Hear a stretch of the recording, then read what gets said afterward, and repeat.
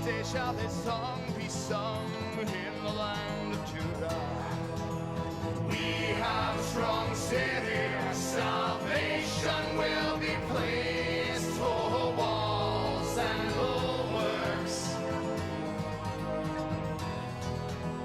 Open ye the gates, that the righteous nation which maintains that he lives therein. Okay, welcome to Line by Line Bible Studies. Good morning. I was just distracted there because YouTube is behaving strangely. Yeah. So, anyways. Okay, it looks sort of okay. If there's a problem, someone could send me a text message if my phone's anywhere nearby. I don't know. Yeah, it is. Okay, so if it looks good to you, it's good to me. All right. So we left off at verse 10. Right? And Paul had gone through that part in Philippians where he talks about what are the things we should think about. What should our mind be resting upon? You know, your mind often is referred to by many things in the Bible. You know, it talks about your belly, your heart, your bones even. And so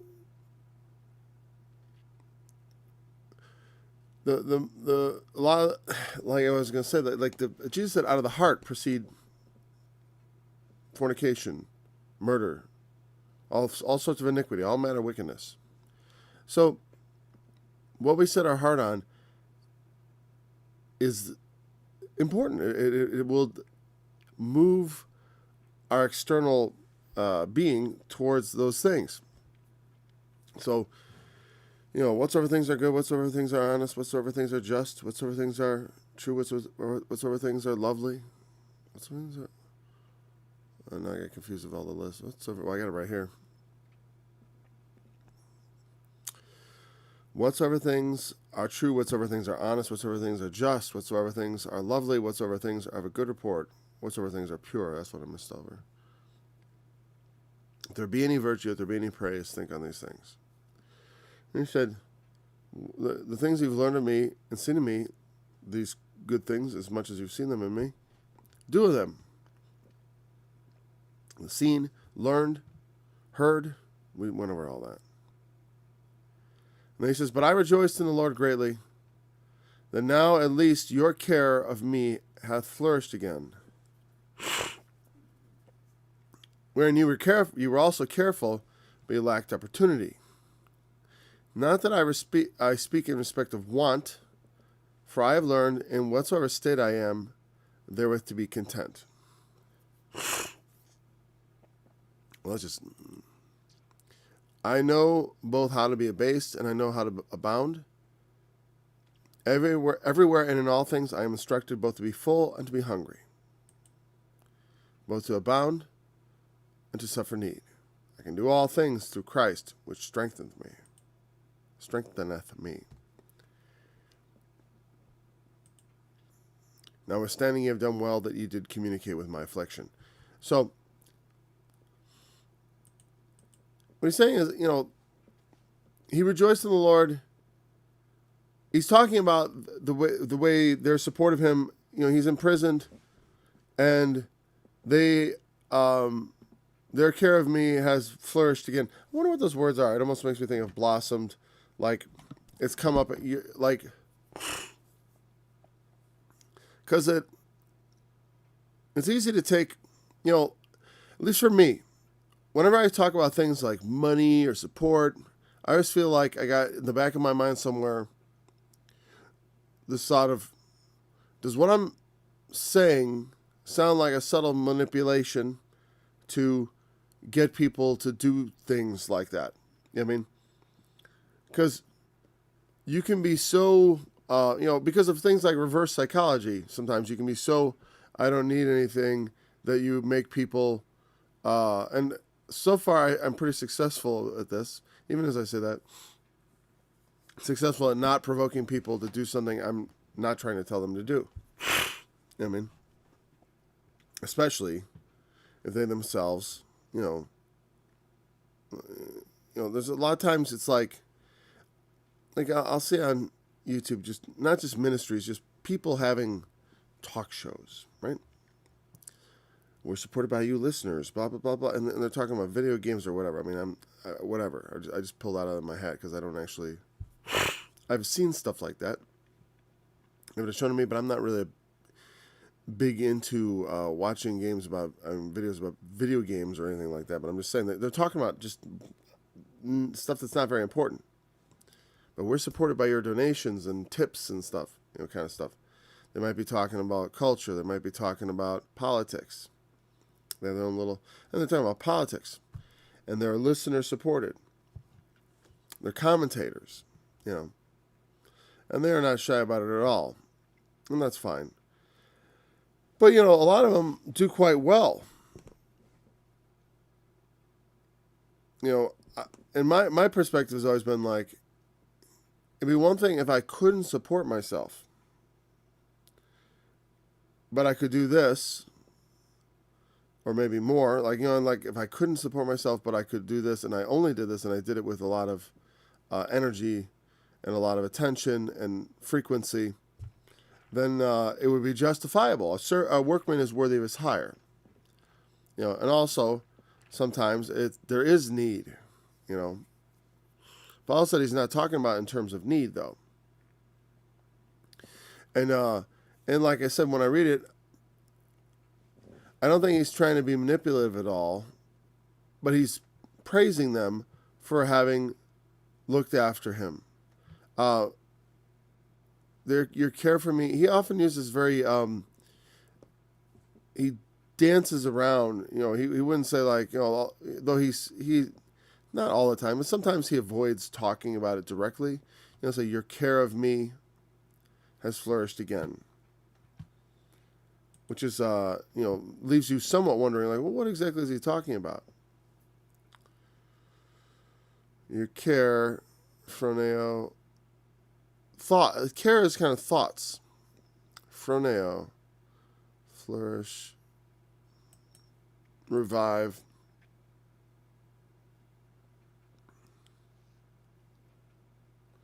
Oh, I'm sorry, I didn't bring this up. Okay, let me just bring it up. There's that mess. Certainly not a mess. Okay. Care is phroneo, which is like thoughts. What is this? This is the word for, flourish, to thrive, to revive. Anathalo, like it's to flourish again, or whatever. Yeah, from ana, anthalo. And as the Greek prefix, it means like to do again. And thalo is like flourish, okay? And then that's care. It's also the same word used here. The second time he says careful. Opportunity. It means to have opportunity. Nothing special there. But, so it's saying, not that you were thoughtful. He's not saying, because it's like from the perspective of the one who's being cared for, it's like your care has kind of sprung up and revived again. In fact, I want to look at that root thalo, to revive. Does it mean make alive? I mean, what is that? Thalo, to flourish. Okay, whatever. It only occurs here. So, it's revived. And then he's acknowledging also that I know you were thoughtful of me, even when you weren't doing things for me, or doing, manifesting, let's say, your care by whatever means that was, but someone sending him assistance as he's imprisoned, but there was no opportunity.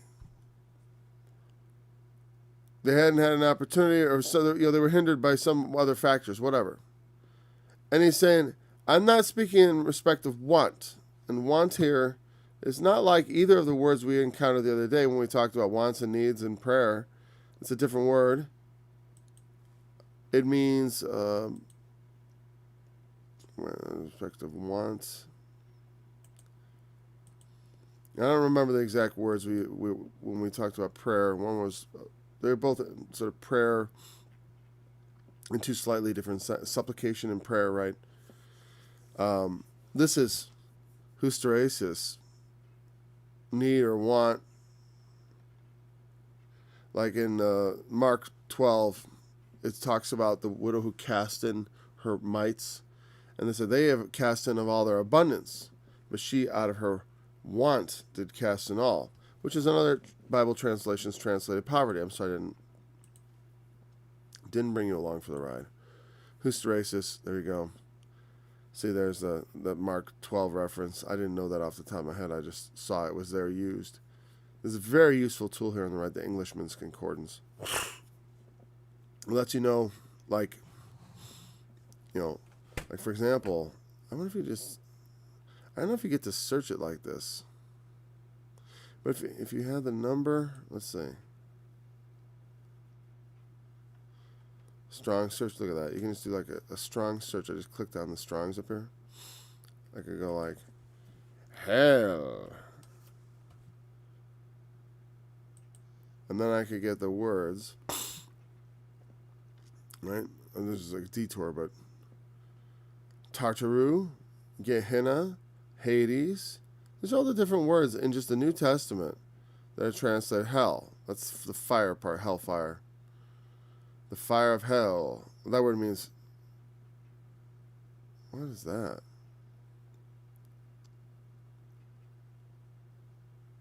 Oh, what? That's some sort of commentary. But like, if I look up Gehenna in the New Testament, it'll give me here, it'll say here, every time it's used in the New Testament on the right-hand side, I'll get every occurrence, 12 occurrences. The word Gehenna is used 12 times. Matthew 5:20, 12 times. And then Hades, and you can use this to compare. Tartaru is like one time or maybe two, I think. There we go. I clicked on Hades, didn't I? Because it's just off the top of my head. Hades. I clicked on Gehenna again. That's what happened. It's got a few more references, right? It's on the right-hand side, but not more, it's 10. 10 occurrences in the New Testament. Yeah, it reminds me of people who say Jesus talked more about hell than he did about heaven. That's not true. If I were to just look up heaven, and we didn't even look at Jesus did talk about, he used that word a good number of times. There are several words, right? Translate heaven also. Orinos or blah, blah, blah. I can't pronounce it. There's 3 of that one, 2 of that one. Oh, what's my theory going down the toilet? Nah, it's split up into different ways. See, there's a lot more words translated heaven. So, and they're similar though. Oranos or Oranios, very. I don't want to go into this today, but like there we go. That's one of the words translated heaven. Heavens, it depends on what he's talking about. Oh yeah, see, here we go. The different forms of this word. How many times are they used in the New Testament? Heaven, I don't know, a couple hundred. We have 22 occurrences of hell in the New Testament, or 23 if you count Tartaru, which you should count, I guess. I mean, we have 10 occurrences of Hades, we have 12 occurrences of Gehenna, and we have 1 of Tartaru, or 2. I didn't check. I believe there's only 1. And that's in 2 Peter chapter 2, where he says, if God spared not the angels that sinned, but cast them into hell. I know that one by heart. Anyways. Why did I bring that up? Because of the similarity of what word it reoccurred. Oh, need? Was it want and need? I don't know, whatever. I was just commenting on the utility of that Englishman's Concordance on the side. You see how useful that can be. If you want to do a study, I used to have like literally, I really got to do some of these studies I've been planning on doing, and I got to do them all on my computer because I could just copy and paste stuff. I literally used to have to like get out like 3 or 4 books, 3 or 4 references, sorry, to do a word study like that. And like, then I had to write stuff down. I could just copy and paste it and collate it into a doc. I can even get a spreadsheet out or something like that. In fact, that's what I should do. I only recently learned how to use spreadsheets. Or I always knew how to use them. I just never knew how to get one. As far as I knew, meaning you could use them in 1,000 different ways. I mean, like, I always had ideas of things that I could use that would require a spreadsheet. But I never had one. Never had something that could do that. Well, now I do. Oh, I used to just keep records in a text document. That's where I've been for a long time. I don't have just sometimes things are too complicated. They're not complicated. I'm too complicated to figure out the simple things. That's what it is. All right. So, not that I respect in terms of, we talked about want. Did we actually look at that word? Did I really look at it? Because it meant, I don't want to not bring it up. Want, right? Do. There it is. Oh, yeah, well, the 2 occurrences. Poverty, want, or need. Hysteresis. Oh, and I meant to look at those other words, right? No, I didn't. I didn't mean to look at that. I said I already acknowledged it's different. Falling short, penury, poverty. He's like, not that I'm talking about the fact that I am in want, because he's in prison. What he's saying is, you started to look after my needs, and I rejoice in this, but not because I wanted anything, because I've learned, as he says here, in whatever state I am, therewith to be content. That's quite a bit of learning. You want to talk about knowledge. People are like, I want to know things about the Bible. I want to know what the angels that sinned, what did they do?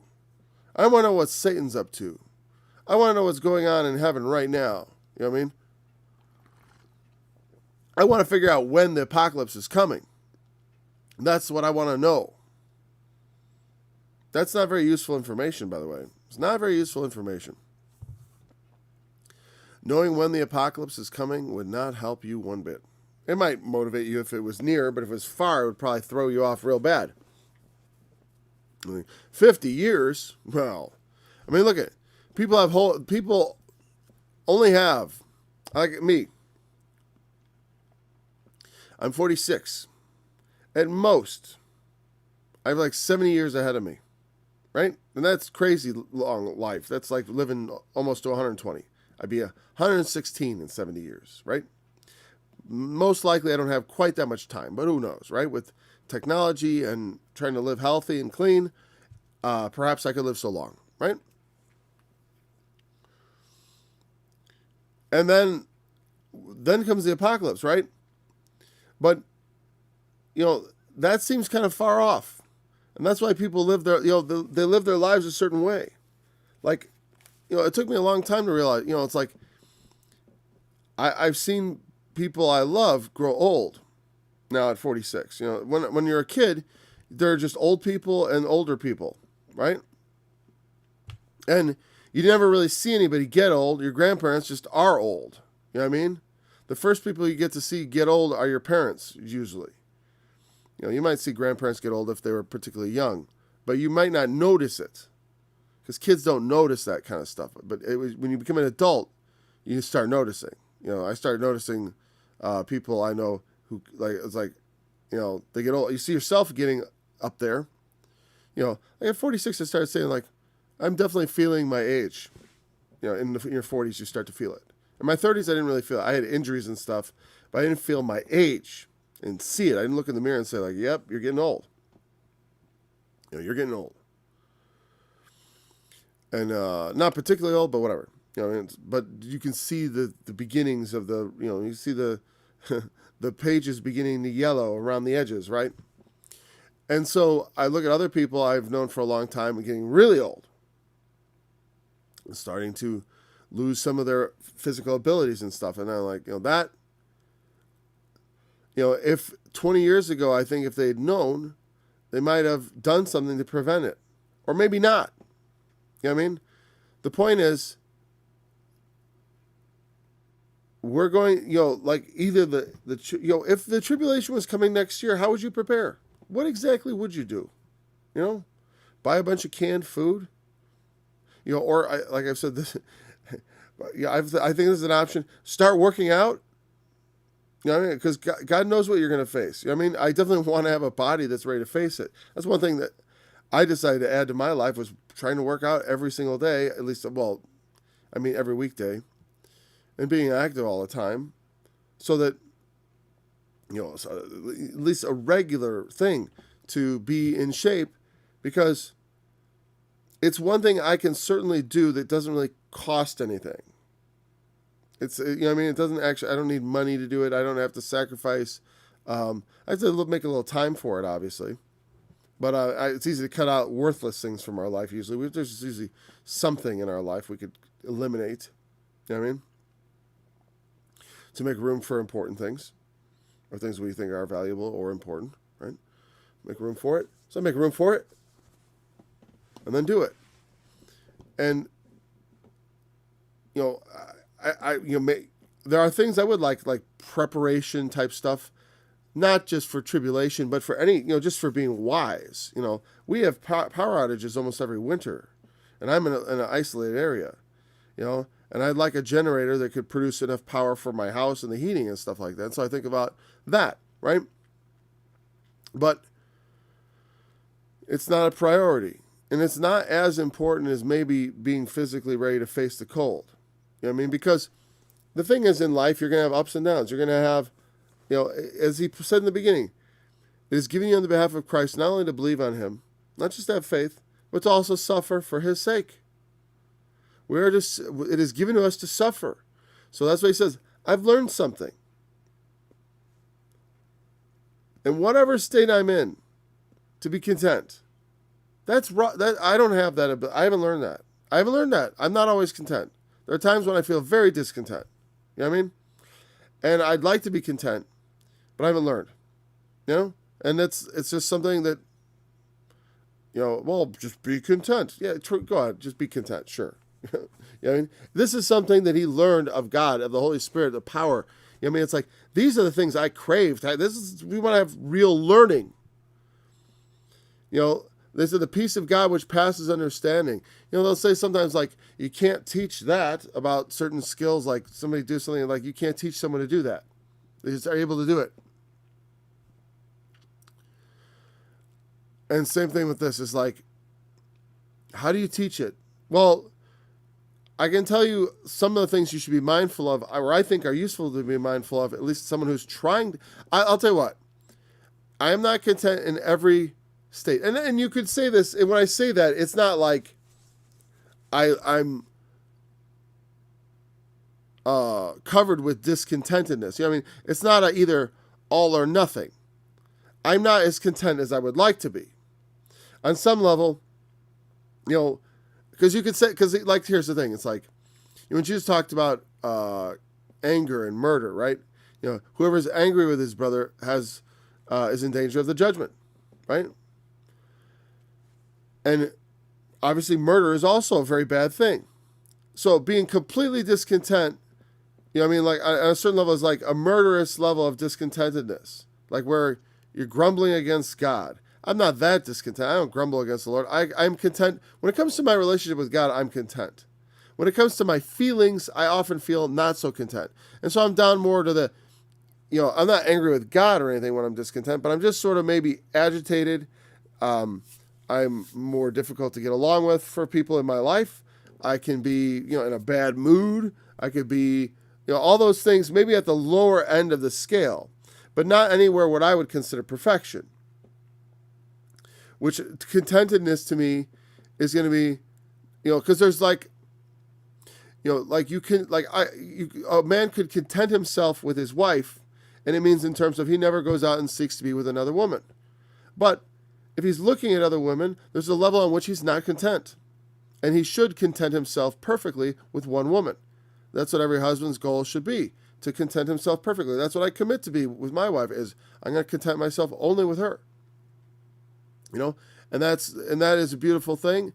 And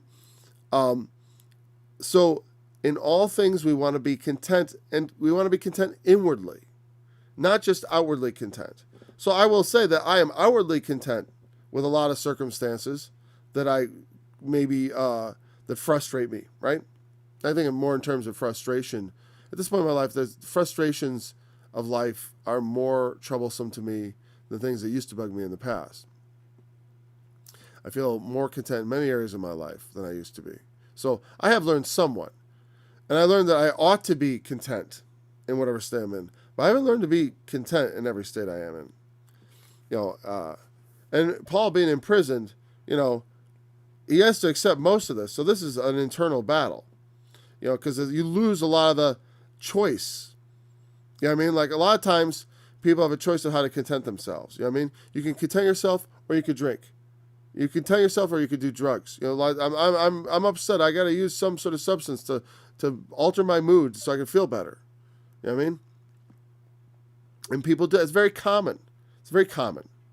You know what I mean? It's not,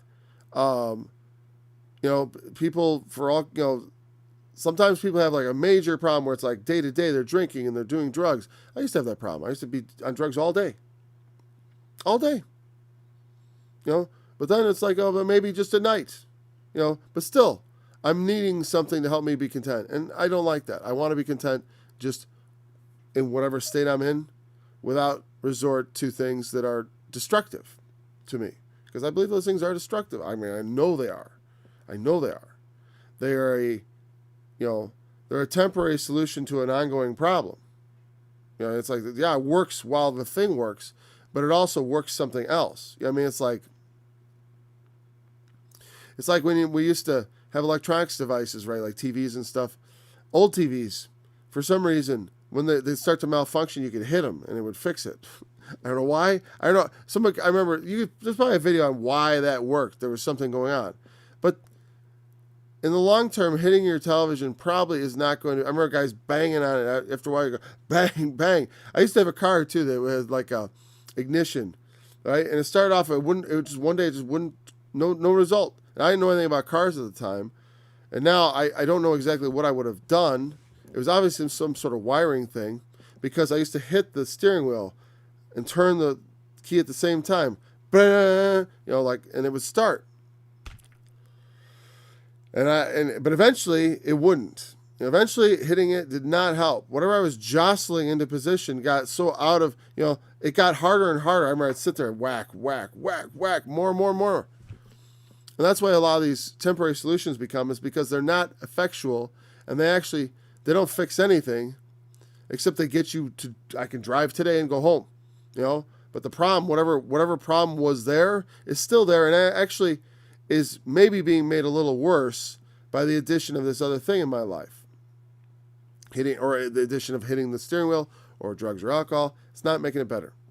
It's not making it better. It's only making it better for a temporary fix. For the precisely the amount of time you're high or whatever. Right? And so, and then there's also the fun aspect that's just, but that also is why do I, if someone says like, well, I'm not discontent, I just want to have fun. Well, that's, that was one of the reasons I wanted to quit drugs, is because I was like, I used to have fun without drugs. I used to be just happy and content. And as a kid, I remember riding around on my bike.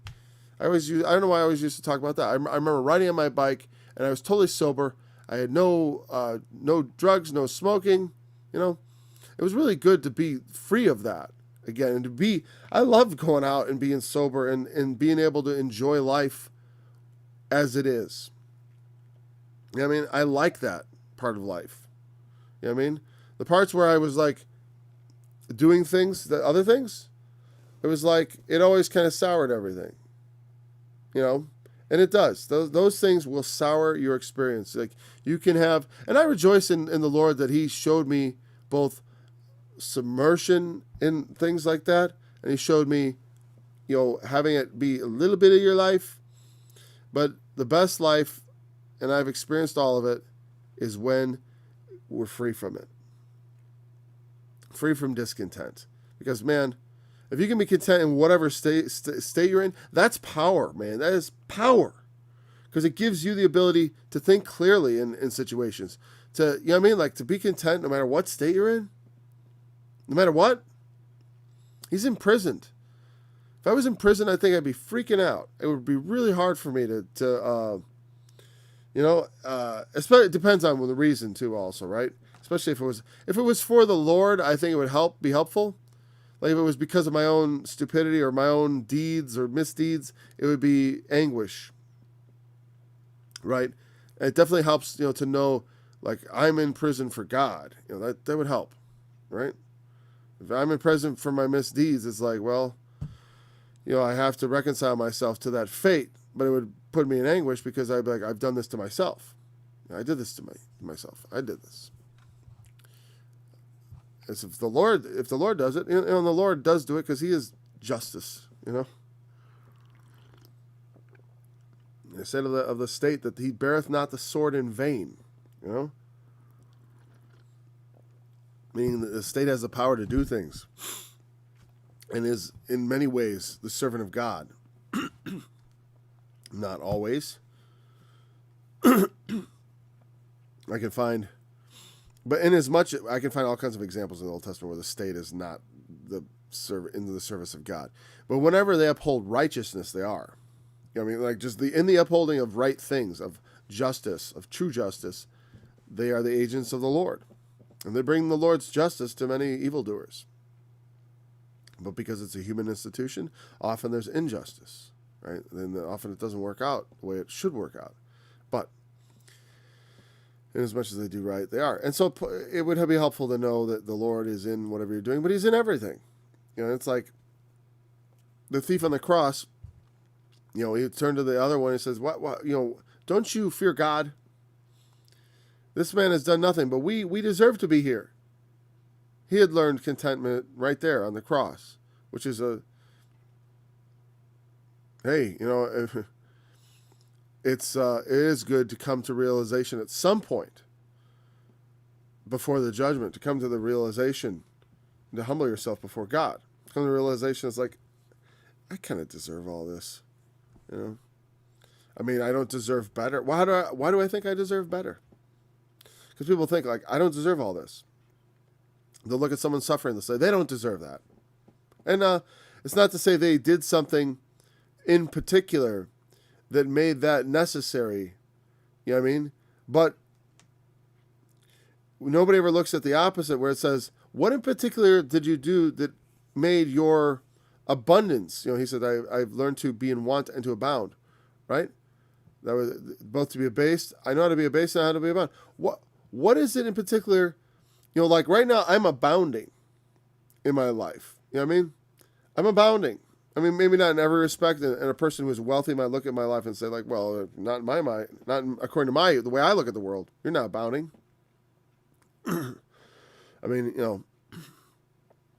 Your car. Every car you own is close or exceeding 200,000 miles. You may own a lot of cars, but they're all like, many of them don't function properly, and you have all these high mileage vehicles, it's like, and all that stuff, and they're dented up, they're dinged up, they're a bit rusty, some of them, and your house, is old, it's not modern, your floors could use a refinish, you've sections of your roof that need to be repaired, which we're going to do this year. You have they can pick it apart and say, like, and you don't have, I don't know what it is. It's hard for me to think of these terms because it's like, we have so much in our modern society. I'm so thankful for the world I live in. I'm thankful I have any kind of car. Because 200 years ago, nobody had one. Nobody could just pick up a little device like this and communicate anywhere they wanted. Like, they didn't even have the 200 years ago. They didn't even have, like, the land phone. They hadn't even invented the telegraph yet, I think. By 1820? No. I don't think so. I don't remember exactly when that was. I know they had them by the Civil War, right? Because it was important to cut the telegraph wires. It was all modern development at that time, though. It was fairly new, you know. We have so many modern conveniences. I have indoor plumbing. I have indoor plumbing. How many people had indoor plumbing 200 years ago, 300 years ago? You know? Centuries, millennium ago. How about, you know, there are times in history when people had indoor plumbing. But not like not to the degree we do, man. It's good. You know? We got refrigeration. We have all these things. So I feel in abundance. And so I have a lot of reasons why I should be content. But why do I think that because I have all this stuff, I get deluded into thinking this is necessary. I deserve all this. Like if someone took it all away, I'd be like, I don't deserve all that to take away. I didn't deserve to have it at the beginning. I was born into this world in which it was pretty much this. You don't even have to have much of a job. You don't even have to have much of it. You don't have to be. Paul, you have all these screens that light up and cameras and microphones and you have televisions and cars. You have vehicles and you have external buildings and you have refrigeration, indoor plumbing, electricity flowing through your home. You have like the power of thunder in your hand, right? It's like the power of the gods. How did you get that? And I use that, in a metaphorical sense. What do you like? What are you, a king? What are you, some sort of rich merchant? A great landowner, farmer, lord, baron? What are you? And not my occupation isn't exactly. My occupation sounds highfalutin, so I'm not going to use that. But you don't even have to be something as humble as a carpenter to get all this. You could be like a gas station attendant and have everything I have. Because I know, because there were years in which I supported this lifestyle that's not that, it's not lavish exactly by modern standards, by world standards, and over time it sure is. The house already had plumbing. But I bought it for a steal. A lot of things I got in life, a lot of things I obtained free. That car, someone gave it to me.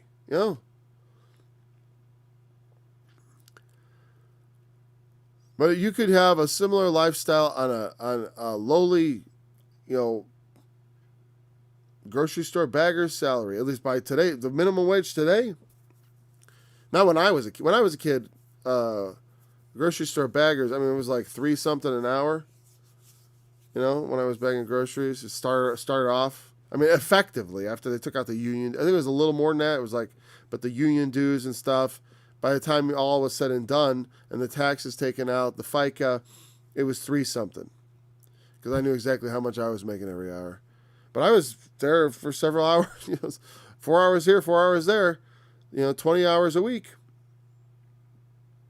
To take home my 100 and whatever, 20, must have been more than 3, closer to, whatever. I don't remember exactly, but, high threes, right?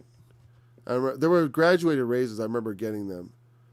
It was probably more than $3, but it was less than $5. I remember it was less than $5 because I was my first job was $6.11 an hour. That was like waiting tables at a retirement community in the assisted living center.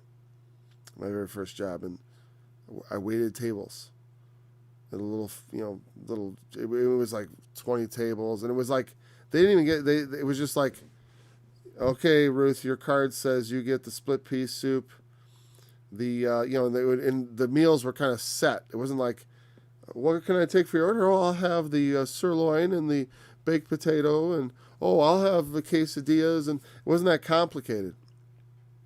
It was still, it was still waiting tables. It was still a bit of running back and forth. I enjoyed it. It was fun. But it's not exactly a highfalutin, whatever. I know I got off on that. But my point is, you can make a small amount of money and achieve something like maybe not the house, you'd have to make maybe 2 people working that kind of a job. But it doesn't take much more than that.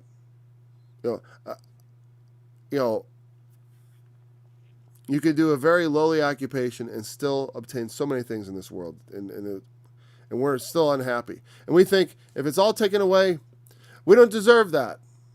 How do we figure we deserve this abundance? That's what I'm saying. Do I deserve this abundance? No. Did I earn this abundance? No.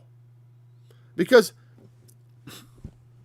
the abundance we have exceeds what we do to earn it. I mean, it just like because this amazing communicator. What was that? What was that king's ransom you paid to obtain that miracle device that allows you to phone from all kind? In the network and all that. This thing. I remember when I was a teenager, I borrowed a relative's car, and it was actually her boyfriend's car, and there was a car phone. She told me, "Don't use that. It's very expensive. Don't use that phone." And it was big. It was like size of a shoe basically. I mean, it was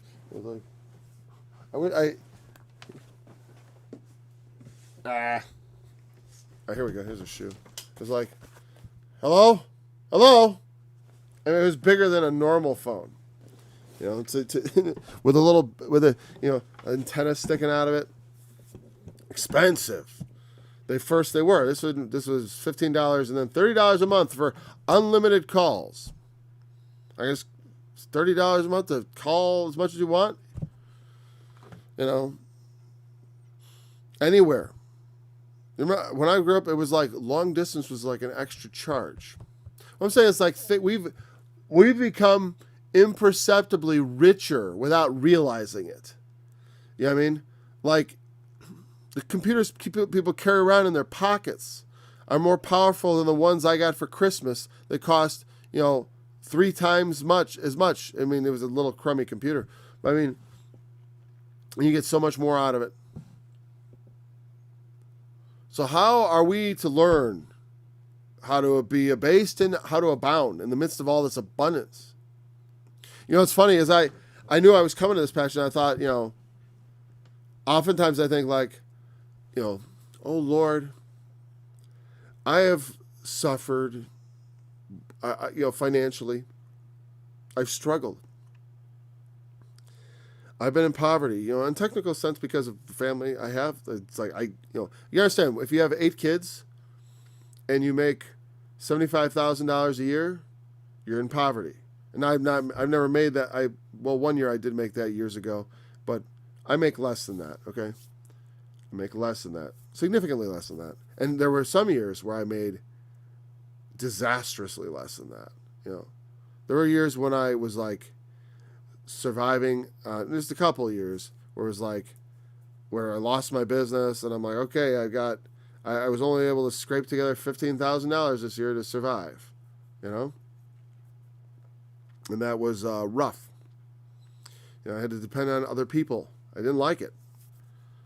And, and so I've been through situations, difficult financial situations. And I think like, I've learned to be in poverty. Like, what I wouldn't give to have to deal with the difficulties of abundance. Because, they'll always talk about lottery winners. How they get the lottery, they win the lottery, and it ruins their life, right? They lose all their friends or whatever. They spend all the money, and they end up broke again. Like, because they don't know what to do with money. They don't become rich. They just have a windfall that it quickly slips away. Because, they buy a fast car, they buy a fancy house, they just spend it all. And then they don't have, they just spend it all, and then they don't have the money anymore. It's gone. So, there, and also, Paul said, let the rich learn to distribute. It's like to have money, and then, super rich people, they eventually just kind of learn this. They think they need to distribute. That's why, and even in doing that, you can run into trouble. I mean, because like you think about guys like some of the richest people, like Bill Gates. He tries to, listen. This is supported by the Bill and Melinda Gates Foundation. They have all kinds. They create these foundations with the billions because they start getting a conscience about all the money they have, and they start trying to do good, what they think is good. But for some people, that becomes you're meddling in people's lives, and so sometimes you can't win, and sometimes, hey, sometimes there is malevolence in the world where people get a lot of money, and like what I think is good may not be what the people I'm doing good for think is good. I'll do it. It's for your own good. We're going to take away all your children and put them into special schools and educate them, and it'll be good for them, but you'll never see them again. I mean, I'm saying, like, someone might think that that's a good thing. You know what I mean? I mean, we'd probably disagree, right? That we'd be like, oh, no, that's not good. Don't take kids from their parents. But it's like, but they're living in poverty. They're living in wants. We'll take them and do, and I'm just saying,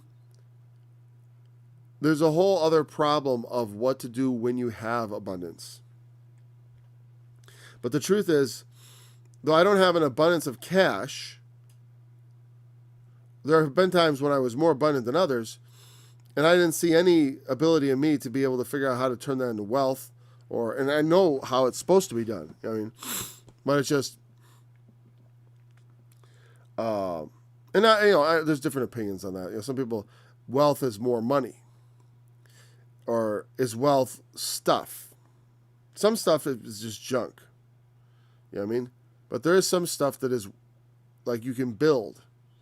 You know what I mean? Like you build things that are valuable. Like your home is an example. You buy it, you pay money for it, and you can increase the value of your home by spending on it, by adding things to it, by improving it.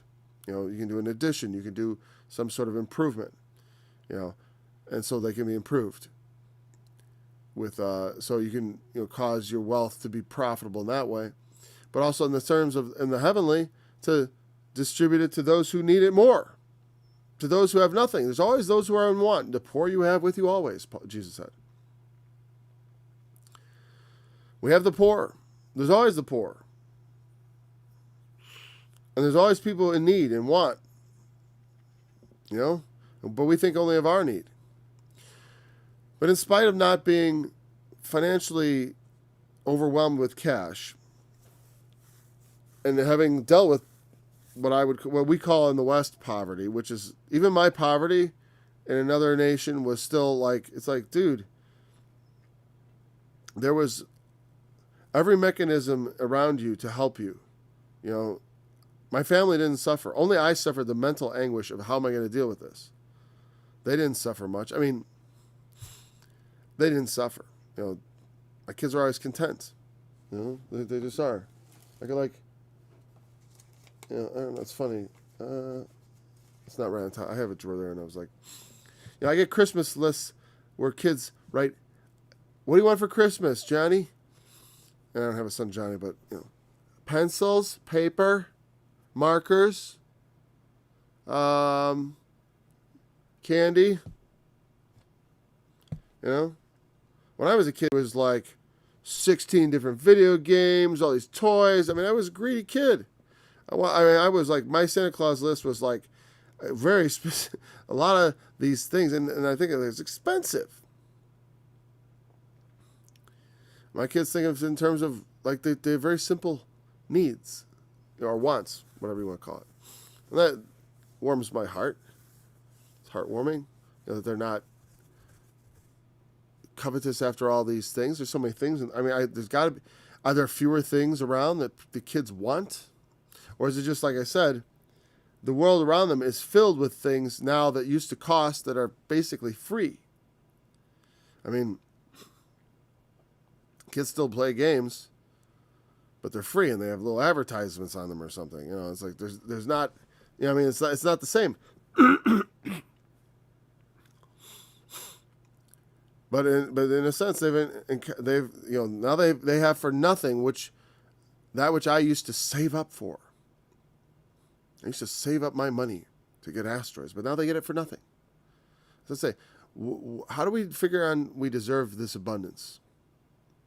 We don't.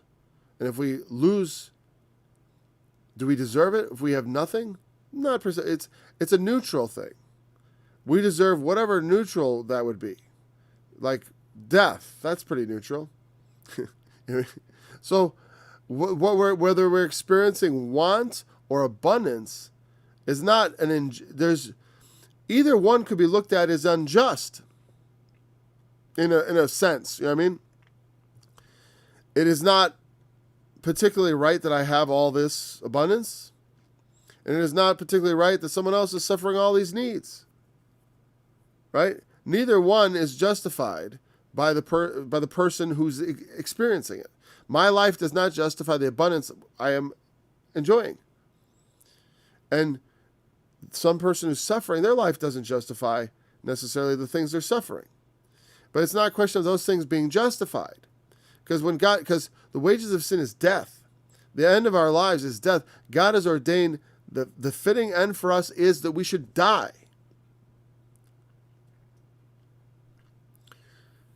And therefore, whatever we have in our life, we ought to be content with. In knowing this, with our faith in Christ, that He will raise us from the dead. And that is we sure didn't deserve that. You know, this grace that God has given us has nothing. It is, we did not earn it. We're not deserving of it. Yet, He gives us such abundance that from the death we deserve, we receive life which we did not earn, which Christ bought for us with His own blood, with His own sufferings. And if He suffered to give us life, how much more worthy are we to suffer that we might learn to, in whatever state we are, to be content? You know, suffering helps you learn to be content. Because abundance doesn't work so good. That's almost even better. Hey, I was in abundance. Paul, in abundance, had the right contentment. Because oftentimes, people know this, rich people aren't content. That car is 2 years old. You know, John's car is brand new and it's faster and newer, and he's got my sports car doesn't even have Bluetooth enabled speakers. I think of that because I got my first Bluetooth enabled music player, and it introduced me to the idea of wireless earbuds, which I really like for working outside and stuff. I mean, because the wire was always getting in the way. I don't know how many times I ruined a pair of ear just like the standard wired ones. I ruined those, and I still have those around because it's like you don't always want the wireless ones on your head and stuff. For a purpose, for when I don't need wireless. But I don't know how many times I ruined them when I was with a chainsaw swipe or what. It's like it just or they get tangled on something and then ripped out of my ears while I'm doing it. It's frustrating. It's another thing that goes on. What an amazing thing. Right? In my car, I still have a cassette player, and I got to stick the cassette thing in, and a little plug comes out, and I plug it into my music to have my music in the car. It doesn't even have a proper from this to going back to the same thing. You know what I mean? Like where you have I could put this in my car, and I could put another end just like it into my player. An auxiliary in. Oh, I had one car like that once. I loved it. My car stereo doesn't have that. But you can imagine someone, but I'm glad to have the cassette player thing. And there's a CD player in there. That's even more outdated because I can't. The cassette player is more useful to me because I can actually get my music on that. But the CD player, I'd have to burn CDs, and that's I feel like that's ancient history, right? But I can imagine somebody who's I've got a sports car, but it doesn't have Bluetooth. I got this stupid wire attached to my phone to listen to my music. I'm not happy because I'm used to everything being abundant and having all things all the time delivered to me on a silver platter. And I'm unhappy because I don't have the utmost. Abundance can cause discontent. And it does. And especially if you start to suffer want. If you're accustomed to abundance and you have to suffer want, it can be very difficult. So I'll tell you what, I'm speaking to primarily an American audience, though I have an international reach with YouTube somewhat, right? I don't know how compartmentalized that is. So with my website, I get international visitors all the time. but primarily to an English-speaking audience and to a world that is becoming more and more wealthy. I know this because of work I've done, and I've experienced a lot more of seeing how people live in the rest of the world, and it's not like I used to think. Some people still live in grass huts, and they relieve themselves in pits in the ground, open pits with maybe a piece of plywood strapped over with a hole in it. There you go. That's where you go. And they have no running water, but they got a little electricity finally, and are they excited to have that? We got a little radio here. Turn on the little radio. Makes me think of when I was a kid in the 70s. I said, I had a little radio with batteries in it, and I turn it on, and I'd be out camping, and I'd be in my tent with my little radio listening to it. And I see these kids in like Africa like that, and things are coming along, especially with the phones. The phones is like leading the march of technology in these things, and it helps. It helps, but anyways, in a world that's becoming more and more content, this is very important. Because we are all beginning to feel like we're entitled to all these things we have. When neither we who were born into this, the wealthiest country in the world, like America, or whether we were born into a humble country that's now on the rise, we get used to these things, we think we're entitled to them, but it's important to know the people born today in some countries like India or whatever like that, where it's really, they're really booming, or they have been, where things have improved over the years. People who live in those places, they're going to come into a world, who people are born now are coming into a version of their country that their grandfathers wouldn't recognize. But it's important that we recognize this, that we know, hey, there is a danger in abundance. You got to know how to abound as a Christian. You got to know how to be abased, to be brought low. You know what I mean? Because when you abound too much, you get just a little bit lack of abundance, you can suddenly be discontent. Or even in your abundance, no matter, it becomes, the more you have, it's never enough. It's an important lesson to learn. I can tell it to you, but I can't really teach it to you. It's like the peace of God. It passes all understanding. How to be content in these situations. It is a form of peace, right? Contentment. It's something we have to learn to experience, or God could just give it to us by a miracle, but generally, like a lot of things, he teaches us through the things we experience in our life. Patience, contentment, the peace of God. It's not the kind of thing I can just say like, okay, here's 12 points, how to be content. And people will do this. They'll be like, step 1, step 2, step 3. Here's ancillary point 5, whatever. Come up with little charts, little graphs, little anecdotes, as I've done right now. I've come up with anecdotes, and the whole study's been on this subject, because I can't teach it to you. What I can do is emphasize just how important it is, and explain how dangerous it can be, because it's not good. You think about things like tribulation coming, or even now, with the pandemic, people will start, it's been going a little bit, but it doesn't take long for people to start losing their minds a bit. I don't doubt that people are suffering because they're not used to being content. They're used to I can get up and do whatever I want, right? I'm not saying right or wrong or commenting on what should be done, meaning, the shutdowns and all that stuff. I'm not making a commentary about that. Not in my Bible study. I have opinions about it, but this is not the place for that, if you understand. Because what is most important is that the Christian learn how to deal with whatever situation he's in, or she. It's like we could talk about right and wrong and what they should do. I mean, we are in a democracy, or a representative constitutional republic. We have representation. We have a responsibility to elect people who will enact the policies that they should.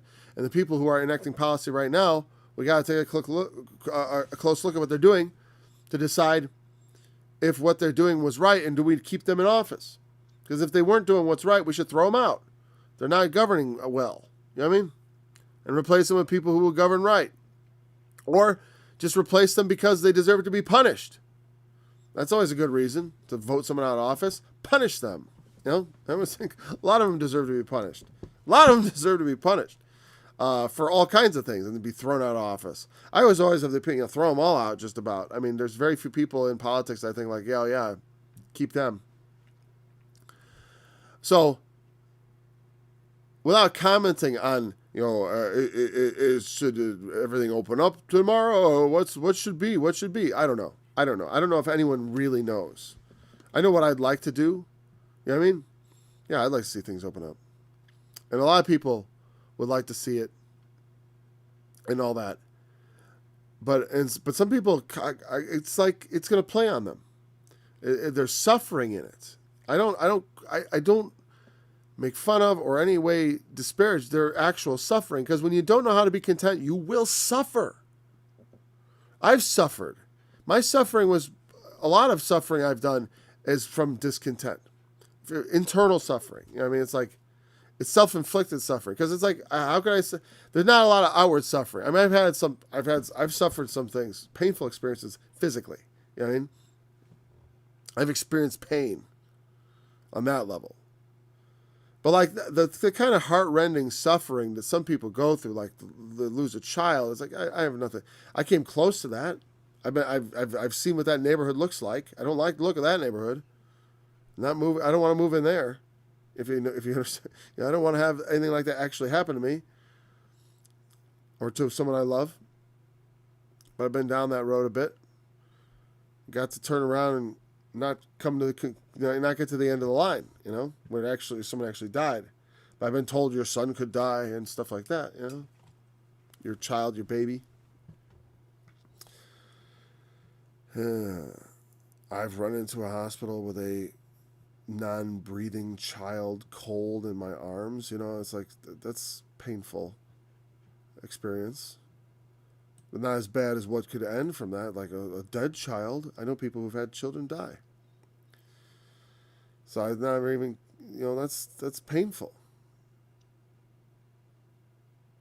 Though, or whatever. There are different experiences. There's different pains for each of that.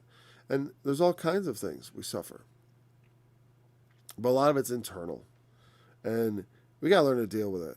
Because you could suffer real things. It can get real. Like you see things going on around you today. It's just this is nothing compared to what, it can get bad. I'm not saying this event isn't going to get worse. It could get worse. Because of the effects from what they've done. The reaction to it may cause something much worse than the disease itself was going to do. Then again, tell that to the people who would have died. So it's hard to say exactly. One thing I'm not going to, well, we're out of time. I was going to talk, because I was talking yesterday about the whole curve thing. I'll probably talk to my wife about it.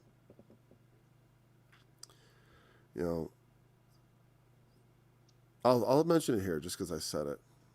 I remember seeing that graph and they talked about flattening the curve, right? You have a line here. And they're saying, here's all the cases. We want the cases to come up here to the line. This line represents what? Our capacity to deal with the problem, the medical capacity, right? We have a certain amount of capacity to deal with a pandemic. And what they were afraid of is that the cases would exceed that capacity, and we'd have people dying in hallways, like in Italy they had in the hospitals, in just piles of bodies all at once. And so let's flatten the curve so we don't exceed our capacity. Well, we've obviously done that because our hospitals are now overflowing. But what I fear may happen is that we flatten the curve so much that we missed the capacity by a mile. But here's the thing. Both in this curve and in this curve, the amount of cases under the curve is the same. I mean, without some sort of vaccine, the same amount of people are going to get it. And most likely, well, people who would die without care will survive. That's the purpose of flattening the curve, right? But whether we have a lot of people sick and we get up to capacity, or we have a lot of, like, we want to use that hospital capacity to care for people who are sick. Because if we prolong this, it can just go on and on with small cases. And like, because you can have 1,000 people dying a day for months. For months and months and months it could go on. Or hundreds. I stopped checking the numbers. You can make the curve so flat that it just becomes this, it just goes on and on and on. In the meantime, what are you doing? You're making a lot of people suffer. And I tell you, there are people not used to suffering. And people who are not used to suffering can be dangerous. So I don't know. That's why I said things can get bad because of people and because of the decisions they make. It could have been bad with just the disease and all that, right? But we want to take we'll focus. I mean, I can do all things through Christ which strengthen me. I can spend a whole study on that verse alone, right? But it doesn't, that's fine. We'll start there. We'll just do those verses we did. We did read through these. And this will actually be a fine place to pick up. We may actually finish up real fast after that. Because this is an important thing. And we've taken up an hour. Yeah, because then he kind of goes, we'll see. Both to be full and to be hungry. Both to abound and to suffer need. I think I covered all that sufficiently, right? I can do all things through Christ with strength. I can abound and I can suffer. Okay. Thanks for joining me in this study. I will be back again tomorrow and look forward to that. I look forward to it. I'm not commanding you to look forward to it, which it sounded like. All right.